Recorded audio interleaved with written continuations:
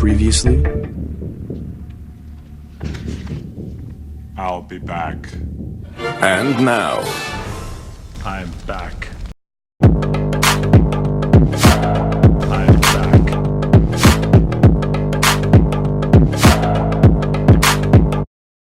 If I had the opportunity to go back in time and recommend myself The Boys, I'm not exactly sure what I'd say. It really did not look like my cup of tea. From the outside, the show just looks like another one of the 47 superhero TV shows available for streaming currently.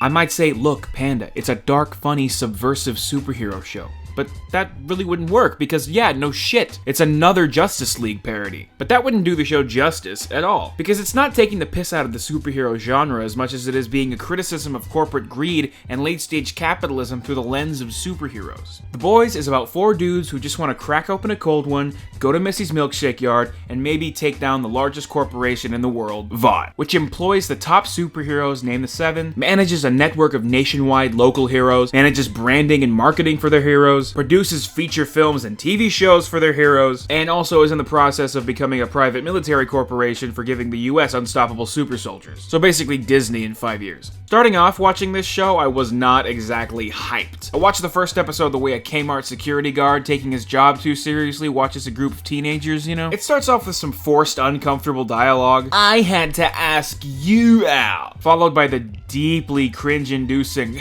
"You ever heard of chivalry?" I was not looking forward to another 10 hours of this until something, don't want to spoil here, but something abruptly ends this conversation, almost as if the show was as annoyed with it as I was. So I was back in. And the writing really improved from there, almost as if it had to get started before it could really show its potential, like a stripper in a fatsuit. The shining star of The Boys is definitely the world they've built. The protagonists are like rats running through the bowels of this massive superpowered machine trying to destroy it from the inside, hiding from these evil entities the world has been brainwashed to believe are the heroes. Those who have risen to that place have egos which are so gargantuan they will do anything in the world to remain in their spot, including murdering loved ones to protect themselves, allowing innocent people to die, and threatening the non-superhumans whom they look down upon, like a bag of Starburst, once mighty and superior, reduced to the lowly stage of when there was just like yellow and a few orange left. It's not just typical bad guy behavior that makes you angry, there is some downright disturbing actions taken by these superheroes. I really don't want to spoil anything, but there's a plane hijacking scene that is gut-wrenching and depressing as hell, like Midnight Taco Bell. Visually, things are pretty disturbing too. The color palette has a lot of deep yellows and greens, pretty gross colors. The production design has the boys in grimy, slummy locations constantly. Everything is like either dirty and nasty or like sterile corporate hospital vibe. There's like this contrast, but hey, there's a lot of contrast in the cinematography too. A lot. If it's too dark, you can't fucking see. Alright, it's too much contrast. It's got too much fucking contrast. I'll say it, alright? Okay, the show looks like shit. I'll say it. It's literally disgusting to look at. It's too dark. You can't see shit. I get it, alright? You want to have a style, you want to be dark, you want to be edgy, but I can't tell whose head just exploded. There's an unignorable quality of masculinity, not a shocker for a superhero show called The Boys. See HBO's Girls for confirmation. Almost to the degree where I feel like Starlight's character was put in after the fact to balance out all of the frustrated, angry testosterone, like cutting a 5-page feminist paper in the middle of Fight Club. It's really trying to eat its cake and have it too by having their boys show for boys about boys called The Boys not piss off any feminists, so they put in some stuff about a girl and her hashtag #MeToo quest to beat up rapists. I say that because all of the characters are really flawed, but understandable and sympathetic, except for Starlight, who is the only female we're inclined to root for, and she has extremely simplistic motivations. Good is good, and I'm good.